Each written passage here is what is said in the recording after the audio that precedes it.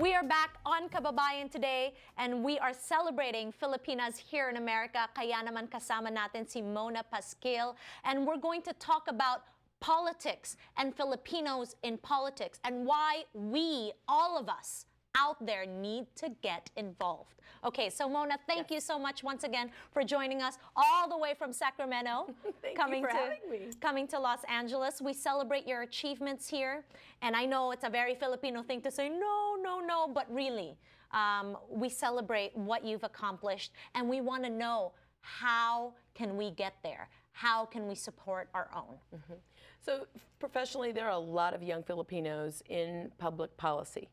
I would say that in the Capitol, we gather in our offices a lot of times and have luncheons, but we actually talk, you know, breaking bread, but talking about how can we support each other. So many times for a lot of them, they're not going the traditional route of being a doctor or being a nurse. And it's okay. It's okay. It's totally okay. You've got to find your passion and we have to support each other. That means, you know, when a lot of these young people want to move up to maybe be a chief of staff, we help them. We use our relationships and we coach them. We help them get there, at least get to the applicant pool. Sometimes we think, oh, you're there, you'll be fine. No, I don't know, no matter how old you are, you should have a mentor and you should constantly be encouraging others and giving people opportunities. That's the biggest thing. So if you have an opportunity and you don't want it, you know, pass it on, right? And if we do that every day, then I think that we get there. But if you look around the tables of power or politics, state, local, federal, how many of our faces do you see there? Hardly any. Right. What, Rob Bonta, right. One person, you see, you know, Mark, Joel Jacinto. Right. Mark Polito, right? You see Mike Ingona. But how do we encourage more young people? When they call us and they say, I want to run, I need your help them. You know, help them. If they're not qualified, if they're not ready, help them and have that conversation too, but help them get there.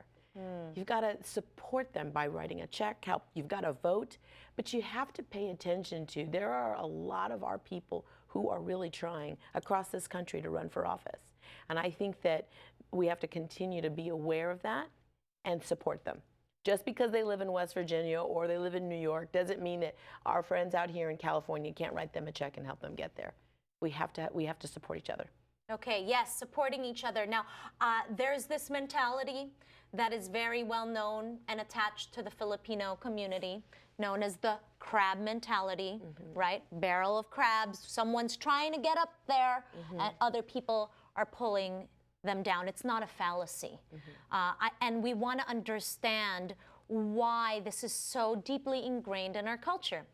I have a theory, and my theory is because the Philippines is a big archipelago, therefore we're always from different areas, right? Bisaya, I know your mom is Bisaya, right?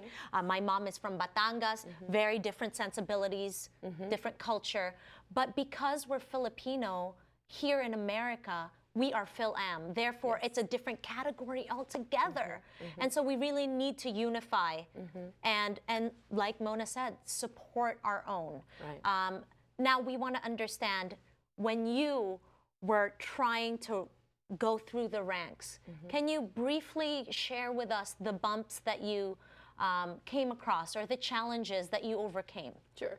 I mean, I've gone to different jobs and where people would say, well, why did you get picked? You're nobody, right? And so I had to be strong. It took me a couple steps, and a couple tries, but to acknowledge and not be so Filipino, but to say, I deserve this. I've worked really hard for it, right? So we have to be able to work extra hard. I'm sorry, that's the name of the game. I've had one guy even recently say, do you think you got your job because you're Filipino? So maybe 20 years ago, my response would have been to say nothing. But today, my response is, no, I got this job because I'm good at what I do. Okay? So I think that as we get older and we will see these incidences, but we have to be aware of it for those who will come after us and support them. Because sometimes people they need to know that there's a support mechanism and that there are people who have gone through it and they can help them. There's always going to be challenges in everything. Yes. You know, you gotta figure out what you're made of and you gotta keep moving. And if you fall, you have to acknowledge it, move on.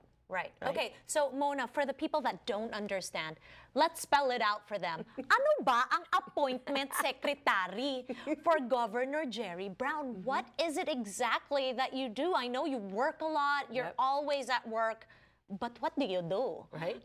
So the governor has the ability to appoint about 2,700 people to 300 boards and commissions and to senior staff positions, cabinet secretary, undersecretary, senior staff, to all of our departments throughout the administration. My team, we work together. We identify people that we should go in front of him to be considered. So we do outreach.